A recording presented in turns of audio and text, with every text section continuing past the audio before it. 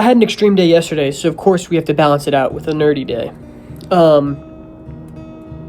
Today, basically, I was running around for work, doing a lot of things, and just didn't really have time to film because I was so smack dab focused. Podcasting, had meetings, had all of these other things, new computers to set up,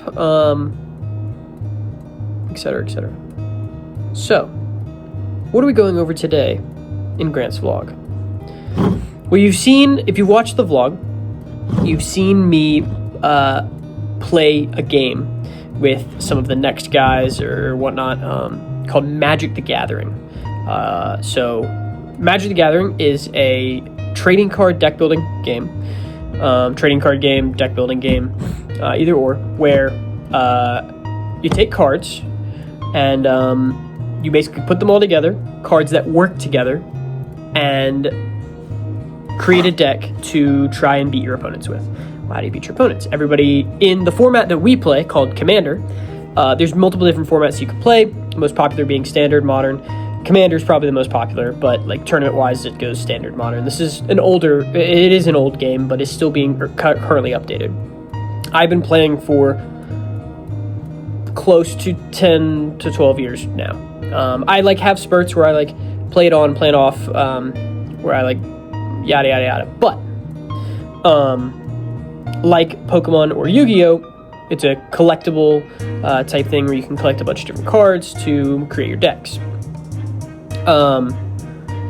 In the Commander format, deck building you create 100 card decks, and you have one or two sometimes commanders that stay outside of your deck so you don't have to draw them. So for instance, this deck, the commander is Hearthhole the World Seed, right there. And the theme of this deck is sacrificing my own lands to be able to do damage to people. In the commander format, you start out with 40 life. You win the game with a card or by the most common way is to reduce your opponent's life down to 0.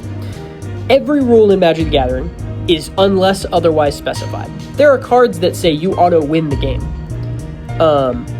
Obviously, it's not that easy, but it's doable. So what does a game of Magic the Gathering look like?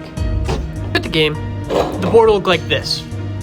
You'll take your 7 cards, and you'll have your commander outside of your deck. So, the 7 cards that we drew is Command Tower, Crop Rotation, Corval the Faker's King, Sol Ring, Augur of Autumn, Forest, and a Mountain. Lands, like Command Tower, Forest, and Mountain, you can play 1 per turn. Again, every card is unless otherwise specified. Like Hearthhole says, sacrifice a land, draw 2 cards. I can play an additional land this turn. Every single rule that I'm going to tell you is unless otherwise specified. So, we take our cards into our hand, and we'll play Command Tower for the turn. Now, when playing Magic the Gathering, you tap is the main mechanic of using a card. So this card says, with the tap symbol, add 1 mana of any color in your commander's color identity. Our commander's color identity is black, red, and green. There are 5 colors in Magic. The 5 colors are black, red, green, blue, and white. Then there's also colorless, but it's not really a color. So, let's see, is there anything that we can play turn 1 with this Command Tower? Well, there is. There's Crop Rotation. As an initial cost to cast this spell, sacrifice a land, search your library for a land card, put that card into the battlefield, and shuffle. Command Tower is one of the best lands in the game, so we don't need to do that.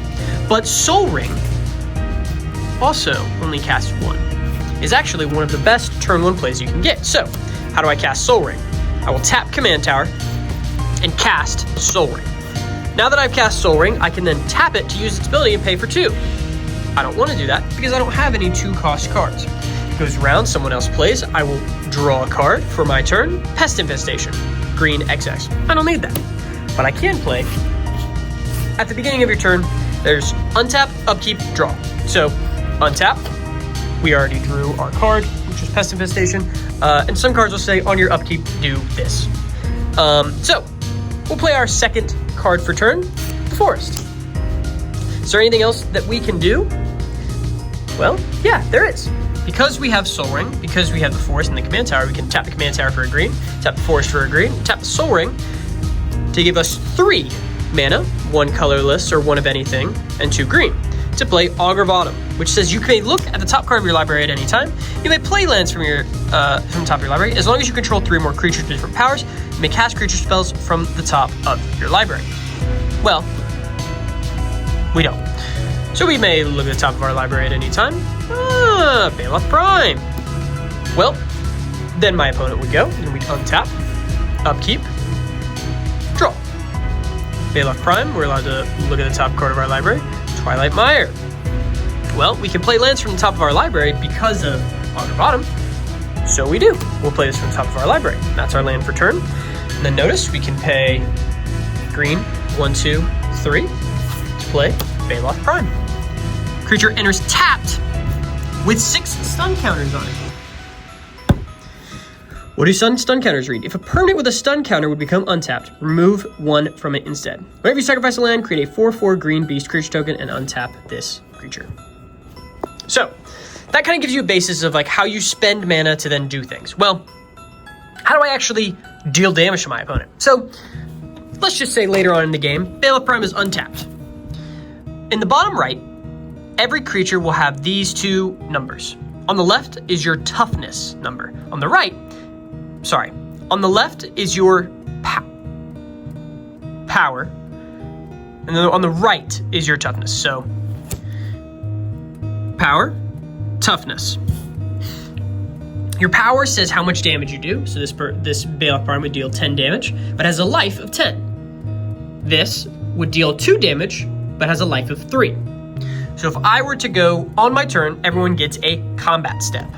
During my combat step, it will say, okay, I would like to swing Baloth Prime at you, tapping it, and then it will deal 10 damage to my opponent, which I don't have one right now, or unless they block it. Now let's say our opponent had Augur of Autumn. Obviously, the 2 is not destroying the 10, but the 10 is definitely destroying the 3.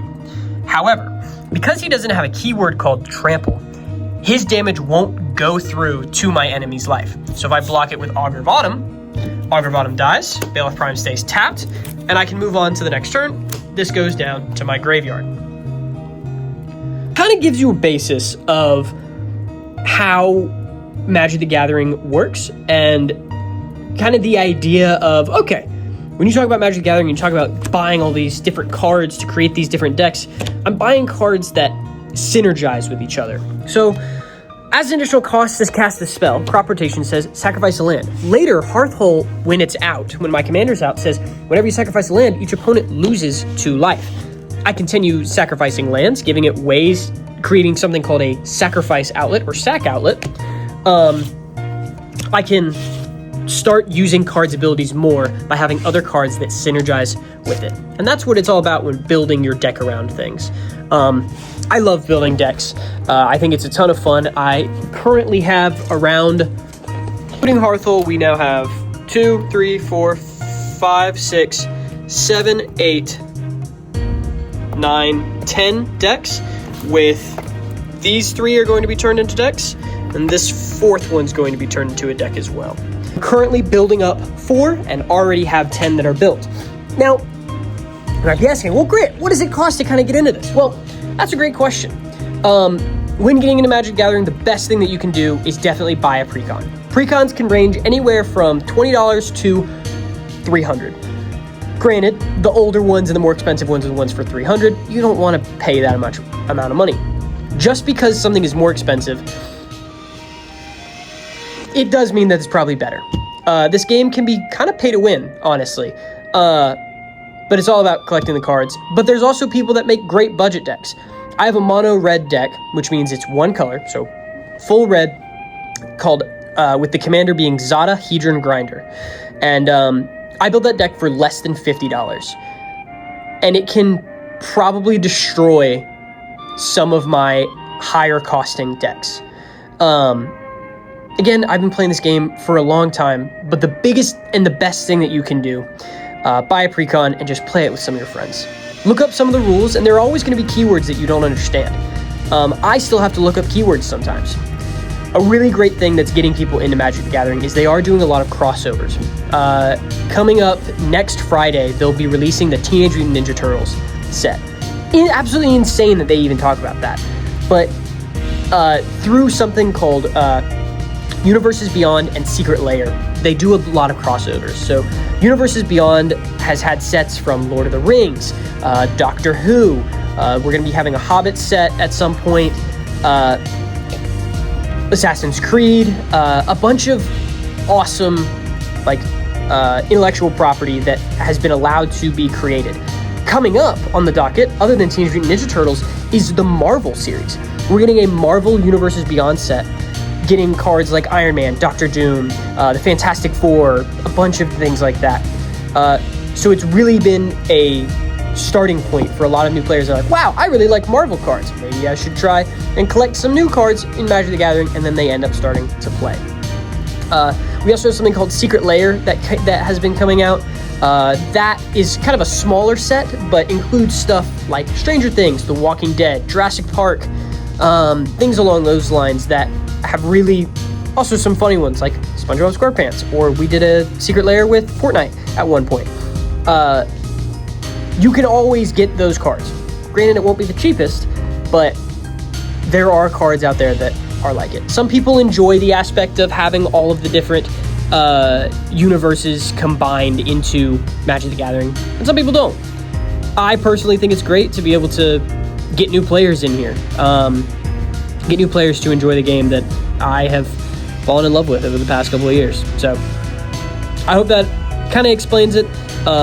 And if you watched through this whole thing, kudos to you. I know it was kind of nerdy, but I want to do some kind of videos like these where I kind of explain some of my hobbies. So I'm definitely going to end up doing one like on Dungeons and Dragons or on Warhammer, or maybe on some of the video games that I play. So let me know if you liked this style of content for the daily vlog, and I'll see you tomorrow.